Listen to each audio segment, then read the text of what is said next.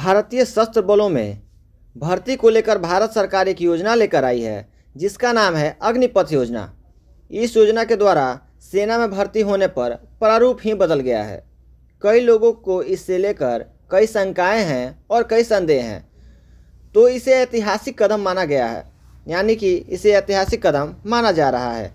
तो आइए जानते हैं अग्निवीर योजना क्या है और इस योजना से भारतीय सेना को क्या क्या लाभ होने वाले हैं, साथ ही उन्हें क्या क्या नुकसान होने वाले हैं। तो दोस्तों, स्वागत है आप सभी का हमारे इस YouTube channel target junior doctor में। दोस्तों, अग्निपथ योजना युवाओं के लिए एक प्रकार का स्कीम है जिसमें युवाओं को 4 साल के लिए सेना में, नौसेना में, थल सेना में और वायुसेना में सेवा देने का अवसर मिलेगा। 4 साल बाद चयनित हुए जवानों में से 25% को परमानेंट कर दिया जाएगा और बाकी लोगों को रिटायरमेंट दे दिया जाएगा, यानी कि उनको सेना से बाहर कर दिया जाएगा। आइए जानते हैं कैसे बनेंगे अग्निवीर। अग्निवीर बनने के लिए आपको 17 वर्ष से लेकर 23 वर्ष तक की आयु सीमा निर्धारित की गई है। आपका कम से कम 10वीं पास होना जरूरी है। इस वर्ष 4600 अग्निवीरों का चयन किया जाएगा। यह भर्ती वर्ष में 2 बार होगी। दोस्तों, चलिए अब जानते हैं अग्निवीर बनने के फ़ायदे क्या क्या हैं। दोस्तों, 21 से 23 साल की आयु में हम अपने करियर के बारे में सोचते हैं या बस पढ़ाई करने लगते हैं, पर यदि हम अग्निवीर बनकर रिटायर होते हैं तो हमारे पास 12 लाख रुपये का पूंजी होता है, जिससे हम अपना कोई एक रोज़गार आसानी से खोल सकते हैं और हमें आसानी से लोन भी मिलेगी।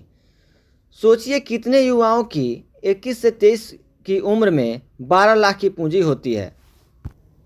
अब आइए दूसरे फ़ायदे की बात करते हैं।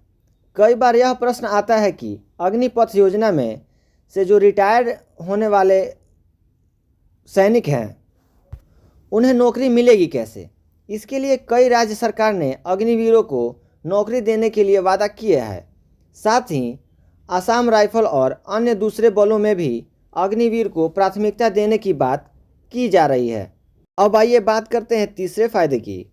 अग्निवीरों को रिटायरमेंट के बाद अग्निवीर स्किल सर्टिफिकेट भी मिल जाएगा, जिसके कारण हम दूसरे अन्य नौकरियों में भी प्राथमिकता मिलेगी।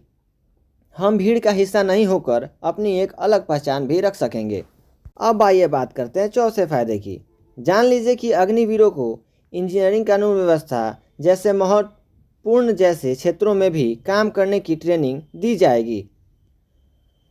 अब आइए बात करते हैं 5वें नंबर के फ़ायदे की। जब एक अग्निवीर रिटायर होकर बाहर निकलेगा तो उसके पास अनुशासन, गतिशीलता और उसके देशभक्ति की भावना उसके अंदर भरी होगी।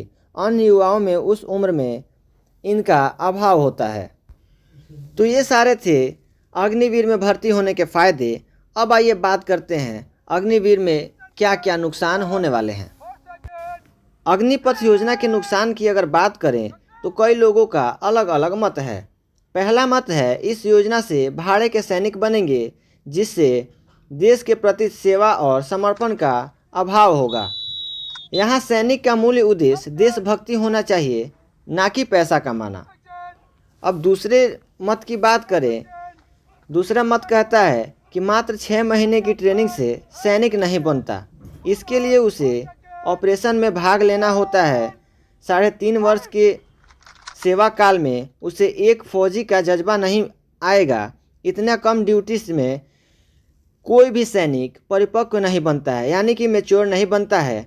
ऐसे में सेना मैच्योरिटी प्राप्त नहीं कर पाएगी।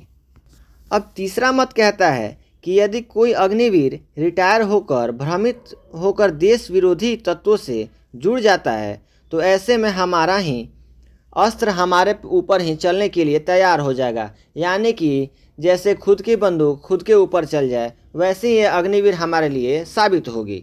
तो ये थे कुछ हमारे अग्निवीर योजना के फ़ायदे और नुकसान। मिलते हैं नेक्स्ट वीडियो में, तब तक बने रहिए हमारे चैनल पे। अगर हमारे चैनल पे आप नए हैं तो हमारे चैनल को सब्सक्राइब कर लें। तब तक के लिए जय हिंद।